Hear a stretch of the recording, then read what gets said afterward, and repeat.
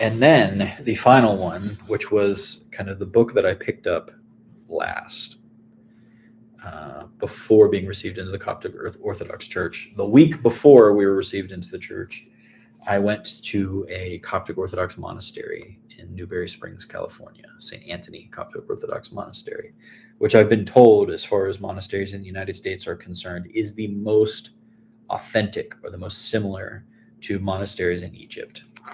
And I went with the question of, okay, is this really, I've read the books, I get the theology, I get the experience in the parish, but I still feel this disconnect between what I fell in love with in like the Russian Orthodox theological tradition, or the Slavic version of Orthodoxy, and what I experience here. I think they're both equally beautiful, equally powerful, equally holy.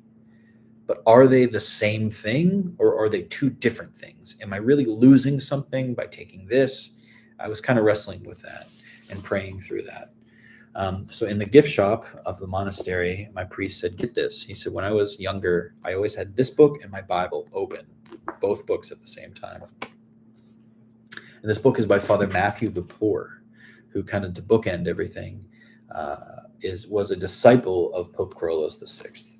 It's just this beautiful, deeply spiritual ascetic of the desert. So it's Orthodox prayer life, the interior way. And what he goes through all these things, like what is prayer, the greatness of prayer, the necessity of prayer, the efficacy of prayer, degrees of prayer, going beyond prayer.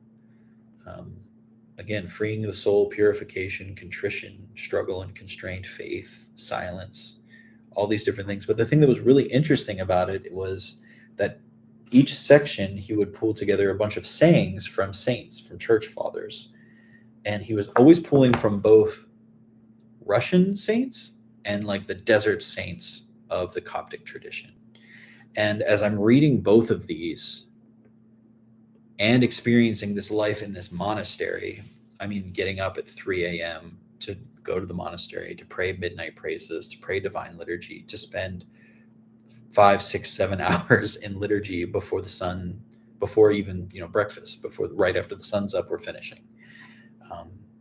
And just to see the way that the monks pray and carry themselves, and the beauty of all of that gave me complete assurance that this is exactly what I read when I read about,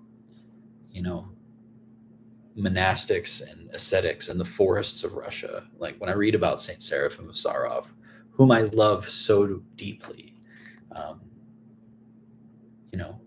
He still is a patron saint of mine. He was my patron saint in the Eastern Orthodox Church. St. Moses the Strong, St. Moses the Black is the name that I took in being received into the Coptic Church. But to see that those two saints smell the same, they sound the same, they're from the same cloth. Just another extremely practical, beautiful book. He also brings in some Western saints. He talks to St. Augustine and St. Cassian, all these.